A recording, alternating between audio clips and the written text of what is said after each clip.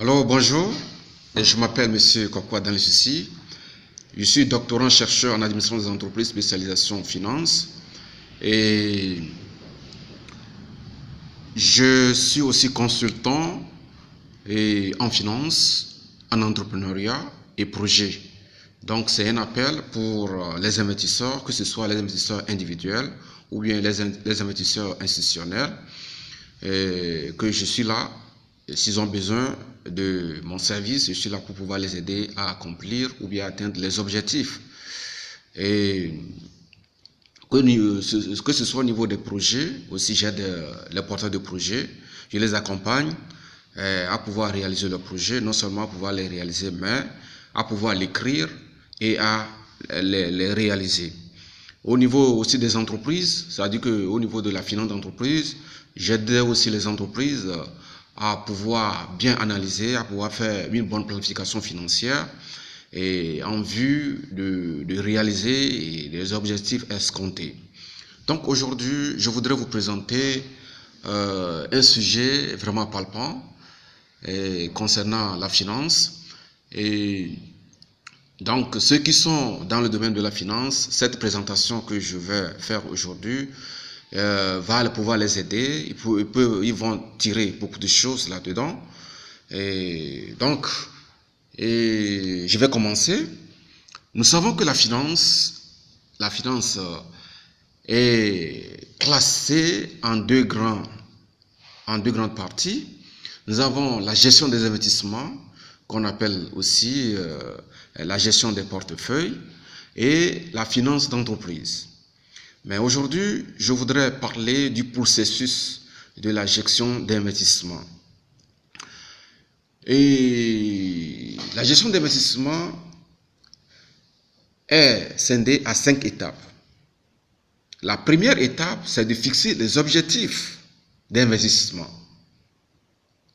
La deuxième étape, c'est de mettre en place la politique qui doit conduire l'investisseur à atteindre les objectifs.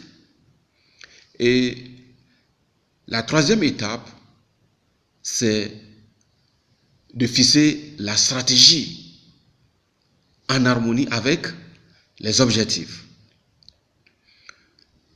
Pour la quatrième étape, c'est de sélectionner les actifs spécifiques qui doivent permettre d'atteindre les objectifs. Et finalement, l'investisseur doit d'abord mesurer et évaluer la performance de son investissement. Donc, pour la première étape, qui est de fixer les objectifs d'investissement, les objectifs varient selon le type d'investisseur qu'on a en face. Et chaque type d'investisseur a plusieurs objectifs. Prenons le cas, les investisseurs individuels. Et pour un investisseur individuel, ces objectifs sont différents des investisseurs institutionnels. L'objectif d'un investisseur individuel peut être qu'il veut accumuler de l'argent, envie d'acheter une maison, ou il avait envie d'acquérir des maisons ou bien des voitures, ou bien il veut accumuler de l'argent en vue de pouvoir financer les éducations de ses enfants, ou bien il veut accumuler de l'argent ou bien de fonds en vue de pouvoir jouir de sa retraite demain.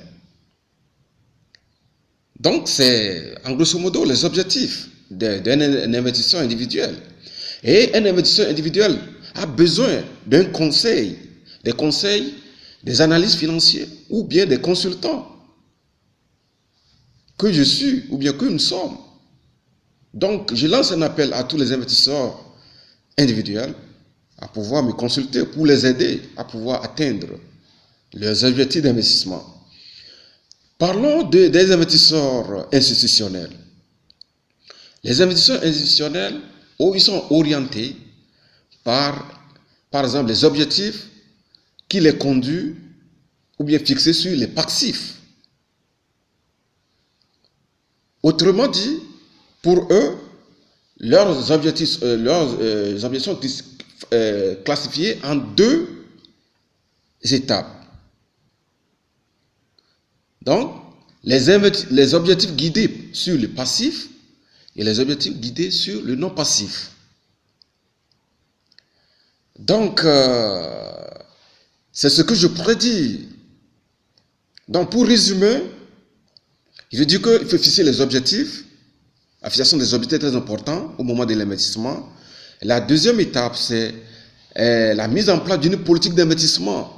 Et la mise en place de cette politique d'investissement conduit l'allocation, conduit comment l'investisseur doit décider sur l'allocation des actifs.